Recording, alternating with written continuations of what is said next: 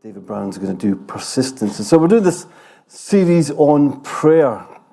And if you were here last Sunday morning, we had an all-age service. And in the all-age service, I brought the kids out. And I spoke to the kids about how prayer, apologies, these are a lot darker on this screen than they were on my laptop. So they're a lot clearer actually there than they are on there. But anyway, prayer is being a gift. And we talked to the kids about how prayer is a precious gift that God has given us. That no matter where we are, no matter what we're going through, we can communicate with God and He can communicate with us through this amazing thing called prayer. Such a precious gift.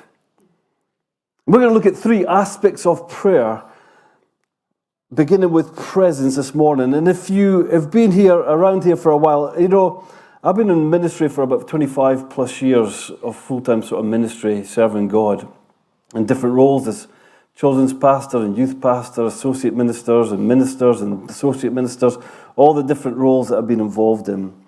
And every now and again, something comes up and you discover a new revelation, you discover a thing like the 5 words, 5 friends, 5 hours.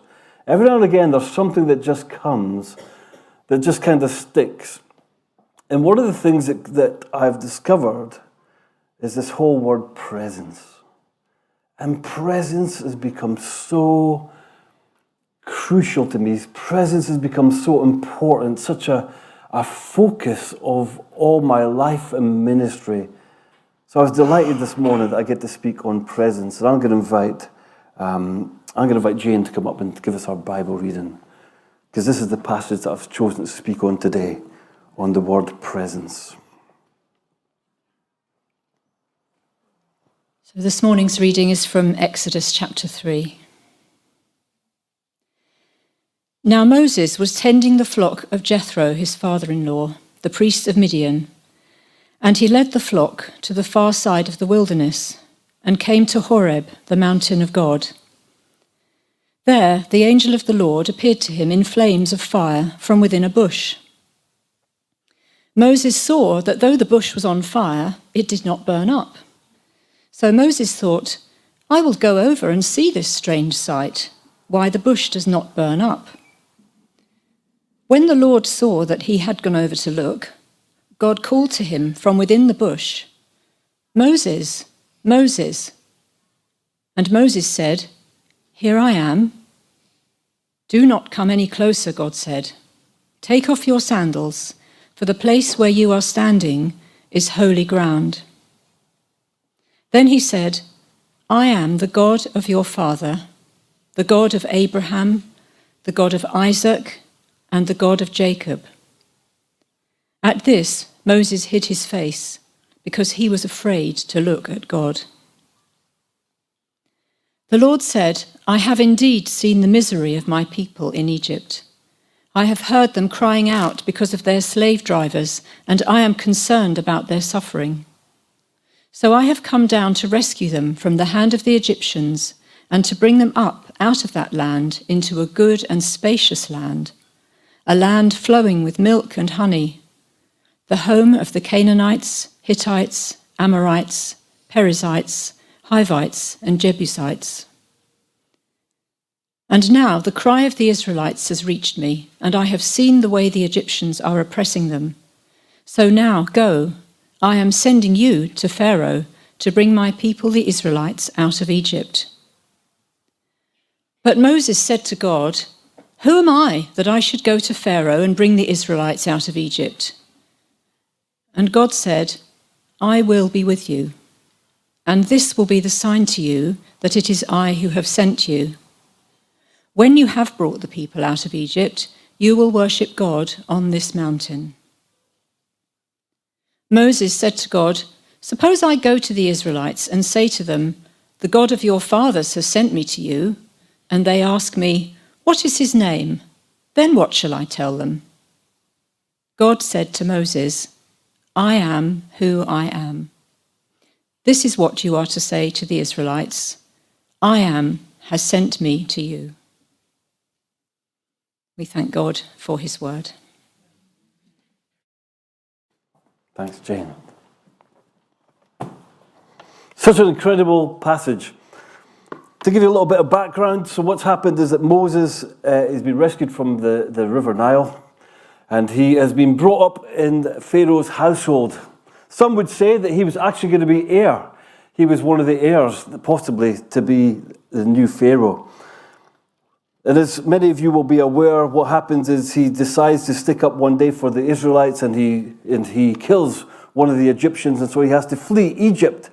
And as he flees Egypt, he leaves everything behind, all that he's ever known. And some 40 years later, we find ourselves in this story today. The story of the burning bush. And I want to talk to you about God's presence in this bush. And the first thing is that his presence intrigues us. The presence of God intrigues us. For Moses, the angel of the Lord appeared to him in flames of fire from within a bush. Moses saw that though the bush was on fire, it did not burn up. So Moses thought, I will go over and see this strange sight, why the bush does not burn up. His presence intrigues us. You can imagine the scene where Moses has probably seen some bushes maybe on fire before because of in the wilderness and because of the heat or whatever. He's maybe seen some things like this before, but he's never seen this before where a bush is on fire but is not being consumed and it continues to fire. Continues to be on fire but it does not burn up. And so he's intrigued by the presence or the fire that's here. And I want to ask us the question today, how intrigued are we about the presence of Jesus? Why are you here? Why are we here? Why do we come week after week? Is it because it's a habit? Or do we come because we're intrigued about what God is going to do when he dwells among us? Moses was intrigued. Does the presence of God intrigue us anymore?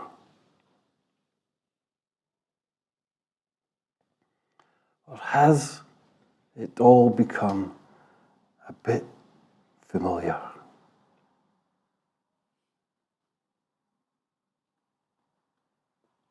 Have we lost our wonder about who God is and what he can do? Moses is intrigued. And then something amazing happens. When the Lord saw that he had gone over to look, God called to him from within the bush, Moses, Moses. And Moses said, here I am. His presence calls out to us. I want to ask us the question this morning. Did you hear him call you this morning? Did you sense in your spirit in our time of sung worship that God was calling out to you to come and to encounter his presence this morning? In the songs that we sung, did you hear him calling you? In the scripture that Ingrid opened with, which I didn't know she was going to do this morning, she said, come all who are thirsty. Did you hear him call you this morning? Through this invitation, through our song worship, did you sense the call of God to come? Did he call your name? Did he call your name this morning? Did you hear him call out to you today? The intriguing thing for this in me is this: when the Lord saw that he'd gone over to look, I want to ask us the question this morning: did we go over to encounter the presence of God in our worship this morning? Or are we just singing songs? One of the things that came to me fairly recently, one of the things I've discovered, one of the things I talk about a lot, you'll be not surprised to see this. For me, I believe the Christian journey can be summed up in the passionate pursuit of the presence of Jesus. But it's an invitation. It's not mandatory. It's an invitation.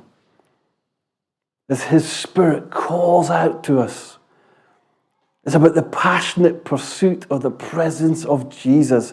Yes, God is everywhere, but something amazing happens, I believe, when we choose to chase Him all the more. The passionate pursuit of the presence of Jesus. As I was preparing for this morning, I saw it a different way as well. I saw another side to this passionate pursuit of the presence of Jesus, and it's this. It's the passionate pursuit of the presence of people. That's God's calling to us.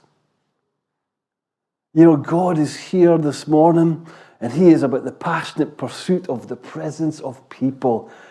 The first is our invitation to us. This is God's intention. The passionate pursuit of the presence of people. It's two ways. God is here, and He wants to encounter His people. He wants people to be aware of His presence. Not only does His presence intrigue us, not only should His presence call out to us, but His presence should change us. And this is one of the most challenging things I've found from this passage today. Do not come any closer, God said. Take off your sandals, for the place where you are standing is holy ground.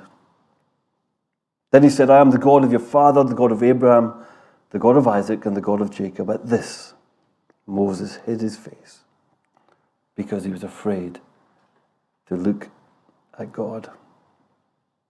His presence changes us. You know, we had a really crazy, busy Christmas period. And last Sunday felt like a massive operation as we took all the Christmas trees down. We had to mop all the floors because there have been so much things happening in here over the Christmas period.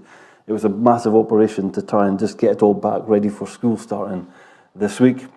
And one of the things that happened was that my car ended up being filled with Christmas trees to go back to St. Michael's, to the container, the shipping container at the bottom of the car park. And so I filled my car with trees, and I wasn't able to use the car for a day or two. And then on Tuesday, I went up to the church office and I parked the car in the car park on the grid. I wasn't going to go into the grass because it was so wet, right? And so I didn't want to get my car stuck. And so I went as far into the car park as I could. And then I got a wheelbarrow, got all the Christmas trees and started putting them back and forth with help from Alan Riddell. But I have to say to you, there's a purpose to this story.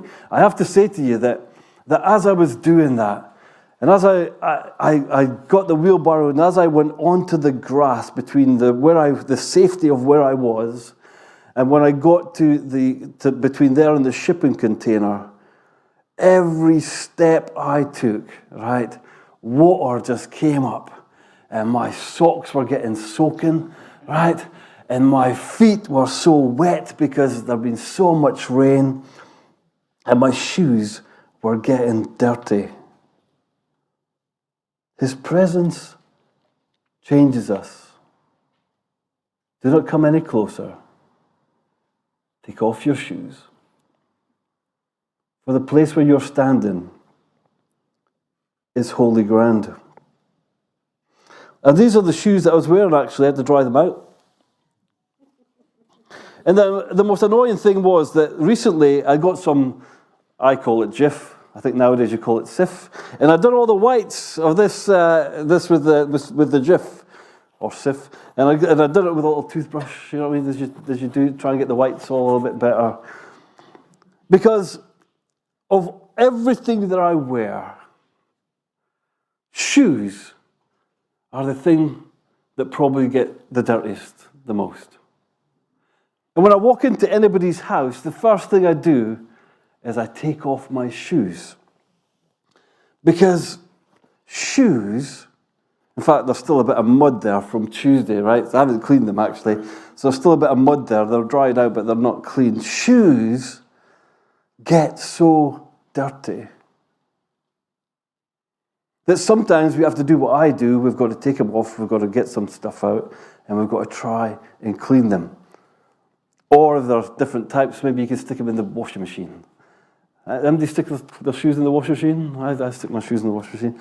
And because we want them to be clean. And when we take off our shoes, it's because we don't want to make something else in somebody's house dirty.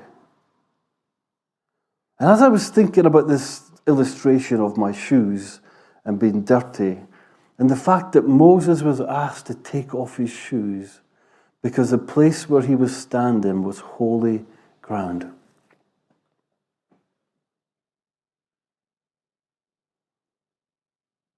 It got me thinking, because in church we want to talk so much about the love of God, the kindness of God, the goodness of God, the faithfulness of God. But what about the holiness of God?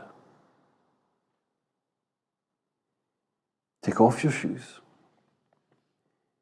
because the place where you're standing is holy ground. The holiness of God. And I found myself heading over to Ephesians chapter 4. You were taught with regard to your former way of life to put them up here, to put off your old self, which has been corrupted by its deceitful desires, to be made new in the attitude of your mind, and to put on the new self, created to be like God in true righteousness and holiness. I'm a very visual learner, and so constantly when I read these scriptures, I visualize things, and so I get a picture in my mind of taking off things and putting on new things. And so for me, it's taking off pride, it's taking off jealousy, it's taking off anger, it's taking off shame, it's taking off fear, it's taking off the old self and putting on new things. Colossians says this: therefore, as God's chosen people, holy and dearly loved, clothe yourselves with compassion, kindness, humility, gentleness, and patience. Take off, clothe yourself. Take off, clothe yourself. And I want to ask us the question today, as we stand in the presence of God today, a presence that changes us, a presence that is holy, what is God challenging you to take off today? What is God challenging you to put on, to clothe yourselves with today?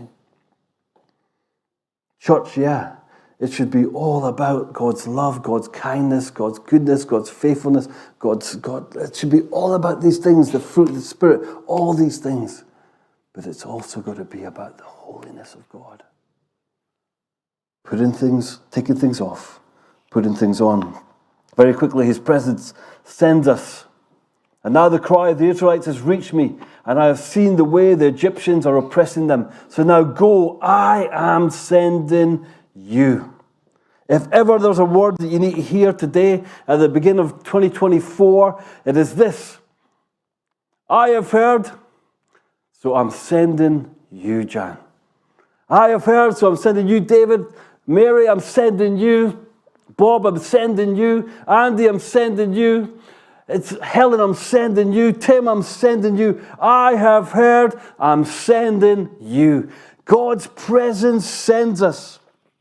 And that's why we do these things that Rosie referred to, the 5 friends and the 5 words that we say, can I pray for you? Those 5 words will change our worlds, just like it's changed the world of the person that Rosie prayed for this week. 5 words, 5 friends.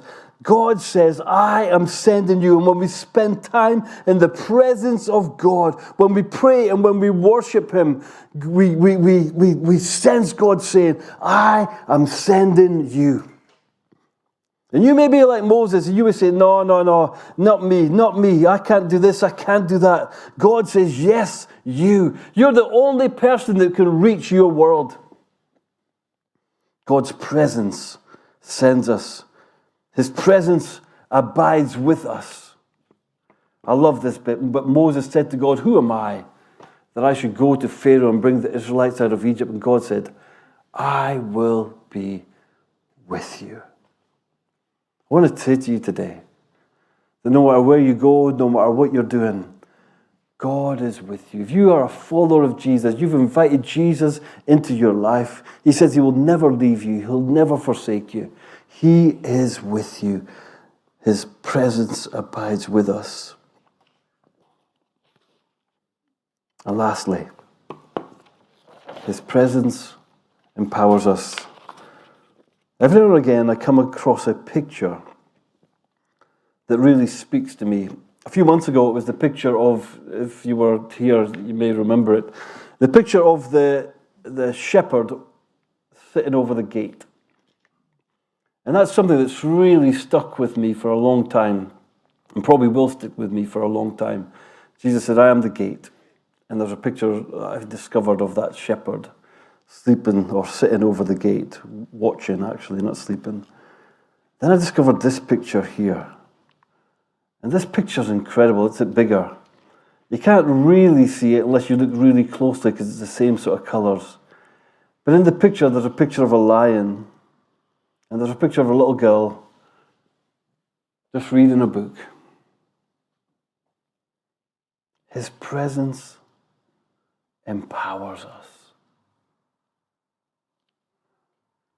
You are not alone. You're not alone.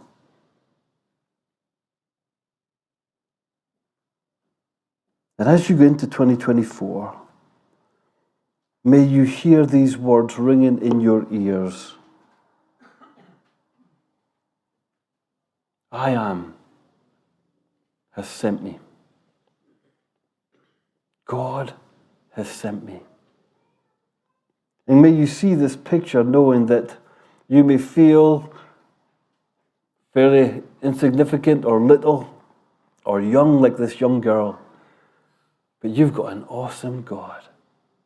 An awesome God who empowers you, an awesome God who is with you, an awesome God who watches over you because his presence empowers us and his presence is with us. And so in summary, his presence intrigues us, his presence calls out to us, his presence changes us, his presence sends us, his presence abides with us, his presence empowers us. How aware are we of the presence of God in our lives? How do we spend time in our week? Maybe taking time aside, switching on some worship music, spending time in the presence of God, praying, just being in his presence. Because when we spend time in the presence of God, it transforms us. It intrigues us. It calls out to us. When we spend time in his presence, we will never be the same. I want to ask you the question today. Do you feel drained today? Do you feel empty today? Spend time in prayer. Spend time in his presence. And allow his presence to renew you. Allow his presence to refresh you. In a moment, the team's going to come and they're going to lead us in worship. Can I just encourage you not to rush off, but to spend time in the presence of God. And allow his Spirit to speak to you. Come and receive prayer ministry today. To be filled afresh with the Spirit of God. To experience a fresh touch of his presence in your life today. And as already has been mentioned, can I encourage you, the worship and prayer night on the 27th of January at 7 till 8 p.m. Prayer and worship usher in the presence of Jesus. Come and meet together to seek God's face. To be filled with the Spirit. Let's close our eyes.